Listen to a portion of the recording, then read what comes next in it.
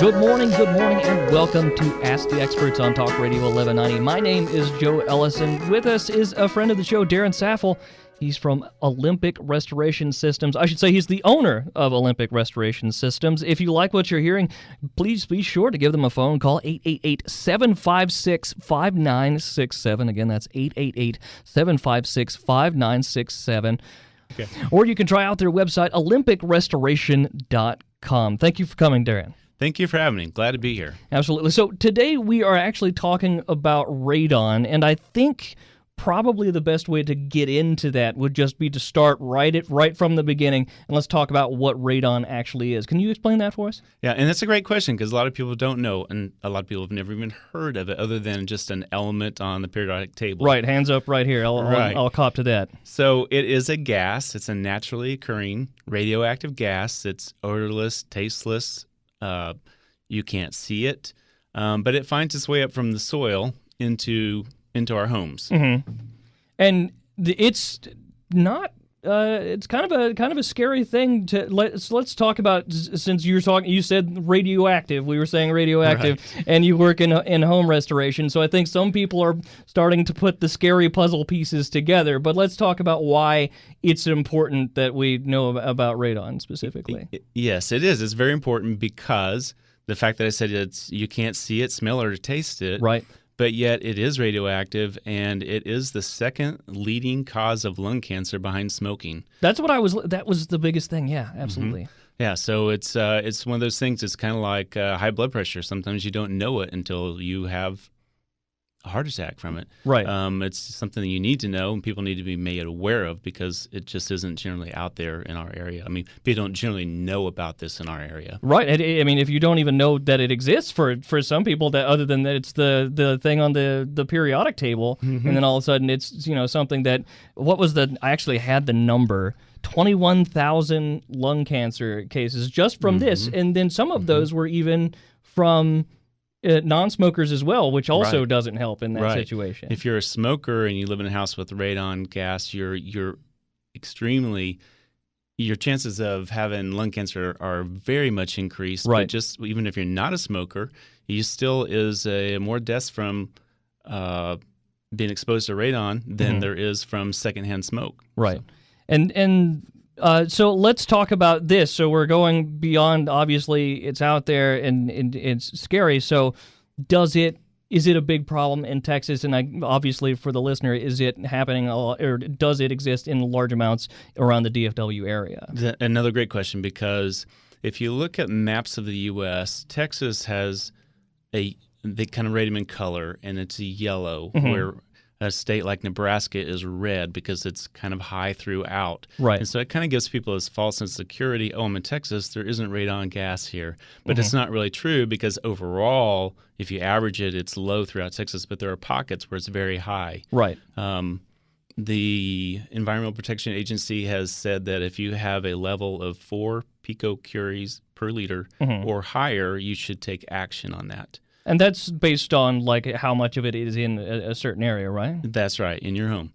And we've recently done some mitigation in some apartments where it was as high as 40 picocuries per liter. Ooh, okay. Right here in the metroplex. And so you're talking about yellow, and that's sort of like the amount in the totality of Texas. So I guess on the scale we're not so bad, but that's still not a good thing, right? We're still right. sort of in the danger zone. You just don't know. You don't know unless you have it tested. That's right. the key thing, and so it really is important.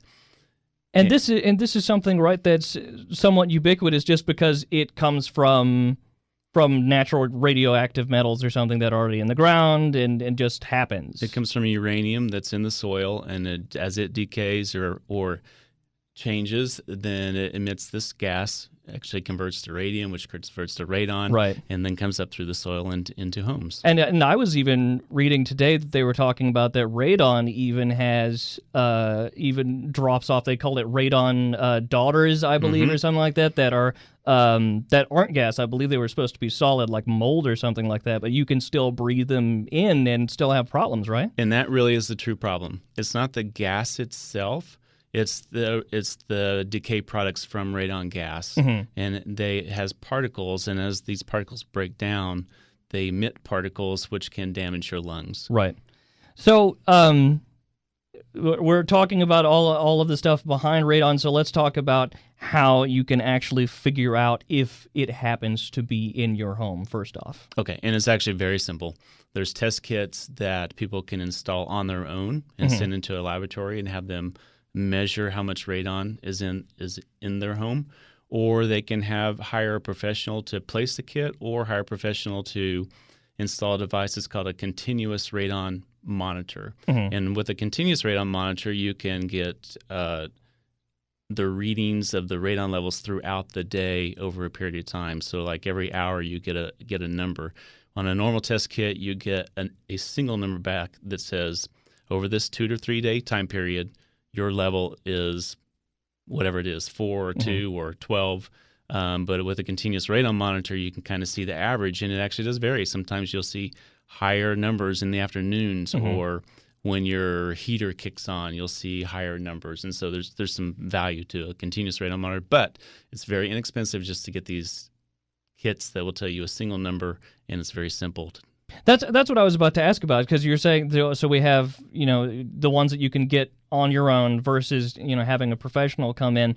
Do you think, is it something that a person should be able to do, and they can do the test on their own to find this out and then call in a professional, or do you think that a professional should be called in from the beginning to do tests for this sort of thing?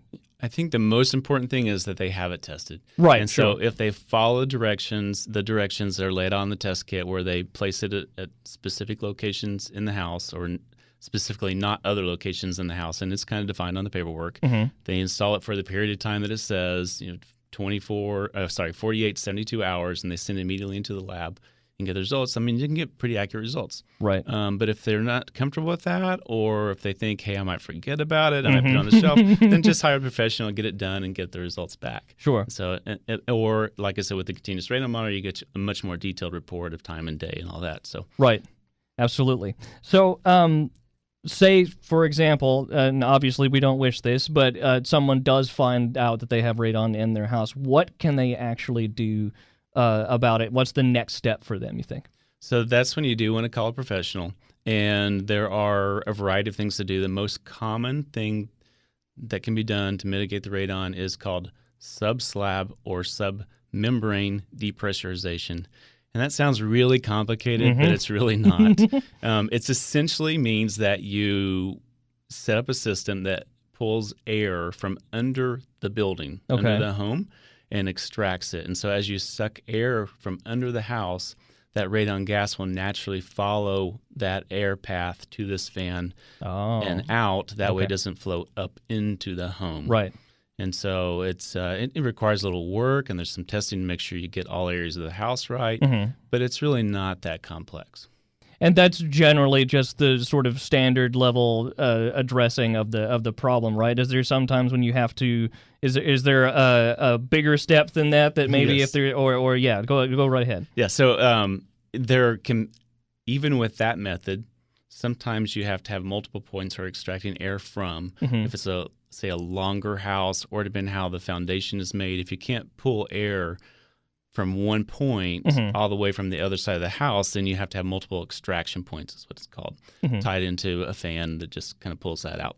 But let's say that you did that and you still had numbers that you're a little bit higher than you wanted, or you just wanted even yet another safety factor. Sure. There's ventilation methods. So basically, you take outside air and you exchange it with your inside air through a process that saves. It's called an energy recovery ventilator. So it's transferring the coolness that's in your house with the heat from the outside, so you're not just sucking in hot, humid air from outside. You're actually exchanging that, so you regain some of that energy. Is it pulling? And especially in Texas, that would be an issue. Yeah, let me just pull all the hot air into the house. You could open the door for worse problems that way. Yes. Before we get too far from the testing, I did want to ask, should you test it like once a year for this sort of thing, or is there an amount of time that you should test your house for radon? The EPA recommends at least every 2 years. And so, yeah, yearly is good, but at least every 2 years just to kind of make sure, especially if you have a system put in, then you just want to have these follow-ups and make sure it's functioning right. Sure. But if you had a number, and let's say you had a number that was 3, you might want to test it again. In fact, if you have it, it's always good to do a second test. There's a long-term test and a short-term test. Right. A short-term test is 2 to 90 days, and a long-term test is greater than 90 days. And while that may seem extreme, a short-term test won't pick up variations with seasons. Sometimes in the winter you'll have higher numbers because the house is more closed up, and the heater will kind of draw air into the house more. Sure. And so if you have it at a season, say in the spring where nothing's running, you might not see the same numbers as if you have things running in the house. And so it's good to repeat the test just to be sure. But yes, at least every 2 years. And also, you would think possibly if you were maybe moving into a new house or even, I guess, moving out of an old house, you might want to get it checked just in case, right? Absolutely, yes. If you're going to move into a house, definitely have it checked. But as part of your inspections, I mean, you have a period where you can have all kinds of inspections from the structure to mold damage to now radon mitigation, just to have a simple test because, again, it's not that expensive. Have it performed, and then going into it, if it has an issue or not. Still plenty more to talk about with Darrin Saffell of Olympic Restoration Systems. You can call them up at 888-756-5967. Again, 888-756-5967. You can also try out their website, olympicrestoration.com. More with Darrin in just a moment on Ask the Experts, Talk Radio 1190.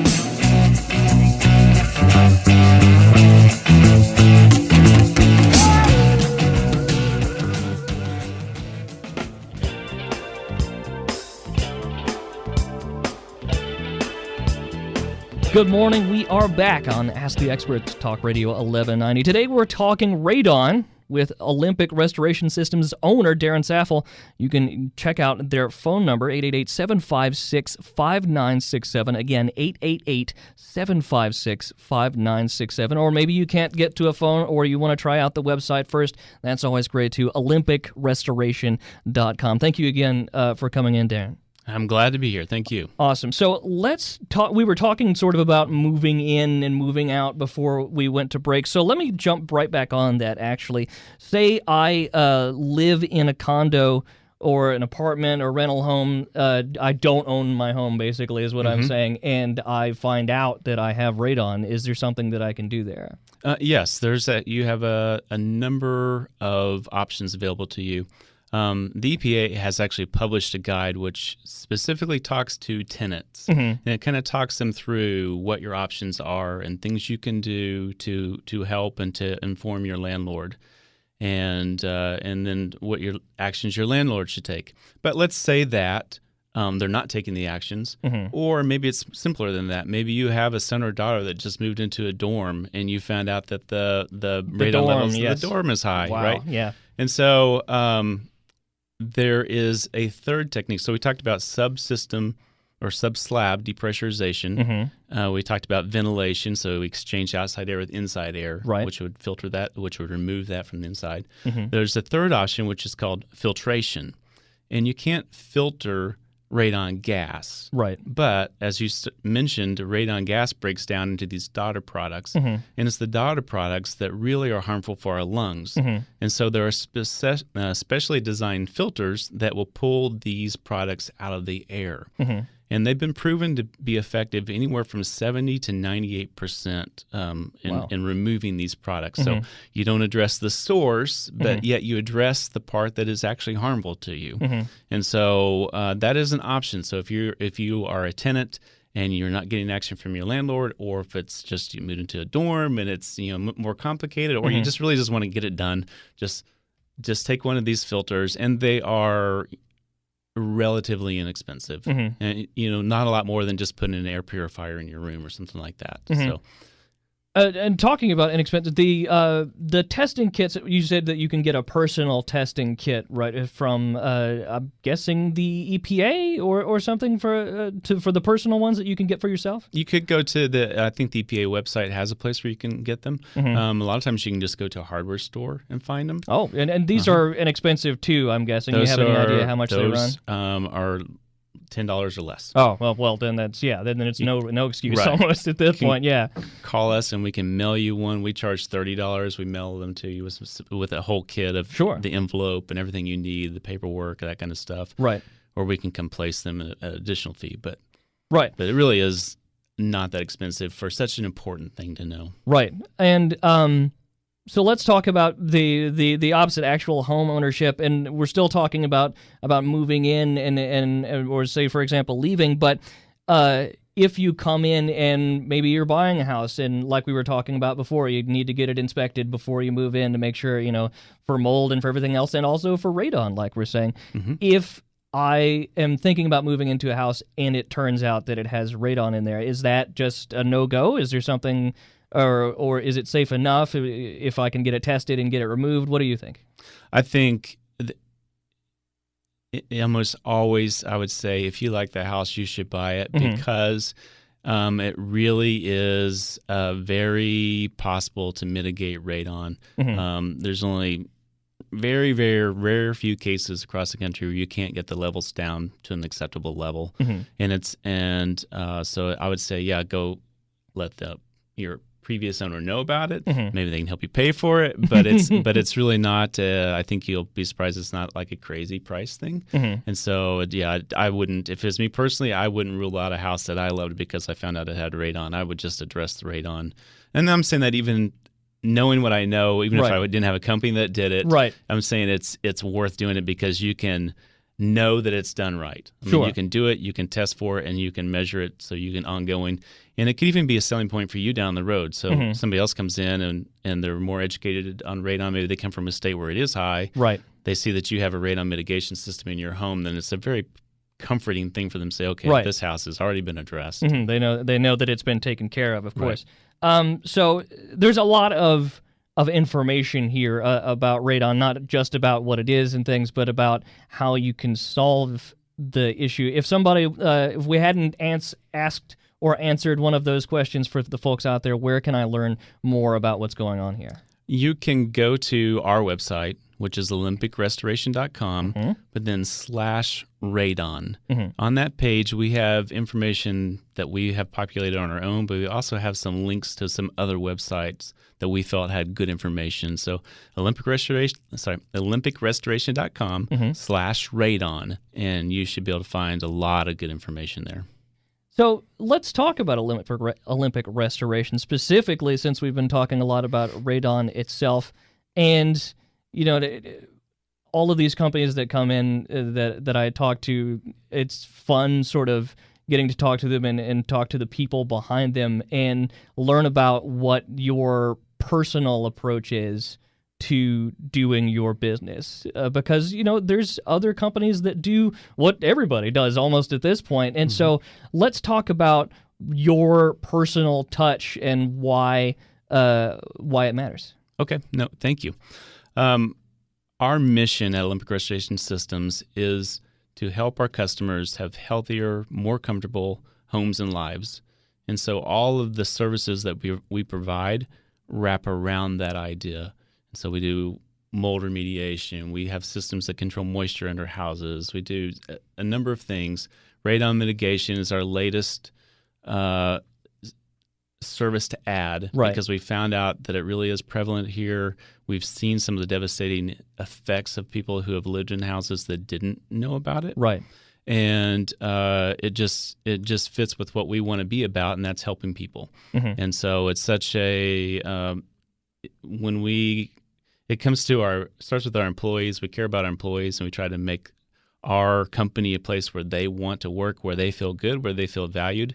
And I think that is how good service gets delivered to customers. Absolutely. Because when I feel good about what I'm doing, I feel good about helping somebody else. And so that's really what we try to be about. Let's talk about maybe an actual service. So if somebody had called, let's even go from the beginning, if somebody had called out and said, I think I might have an issue here with radon, and I'd like to have somebody come look at it. Let's talk about the process of what that sort of appointment would look like. So it would be probably a two-part, two-step process. The first would be to find out what that radon level is. Right. So if they already have a report, then great, then we can go from there. But if they don't, then we would offer them either to install the kit where it tells you one number, you install it for 2 or 3 days and then come back with a single number. Or we could have the continuous radon monitor that provided a report with the hourly updates.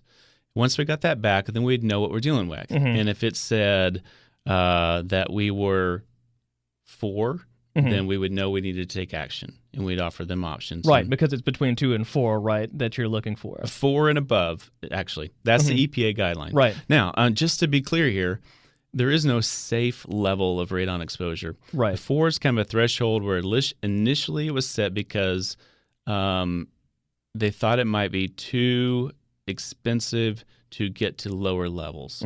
But in reality, you can really get to below 2 fairly easy now. I mean, relatively easy, relatively inexpensively. And so really you want to get below 2. Yeah, so, as far down as you can, really, because right. it's just safer.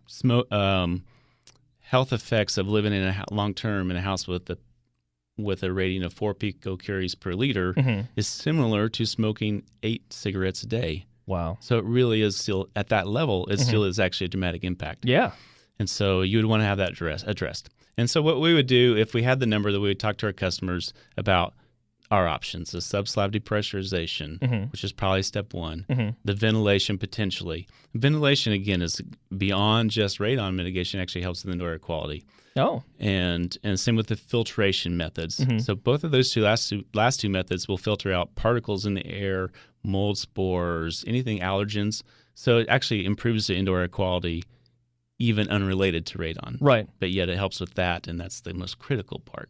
Do you use that for those last 2 for other things other than just the radon because of that very reason? Exactly? Absolutely. Yes. Yeah, really? Yes. That's interesting. So plenty more interesting things to talk about. Unfortunately, we are out of time with Darrin Saffell of Olympic Restoration Systems. If you perhaps have questions we didn't get to, that's entirely possible. Give them a call on the phone number, 888-756-5967. Again, that's 888-756-5967. Or you can, of course, try their website at olympicrestoration.com. My name is Joe Ellis, and this is Talk Radio 1190. This has been Ask the Experts.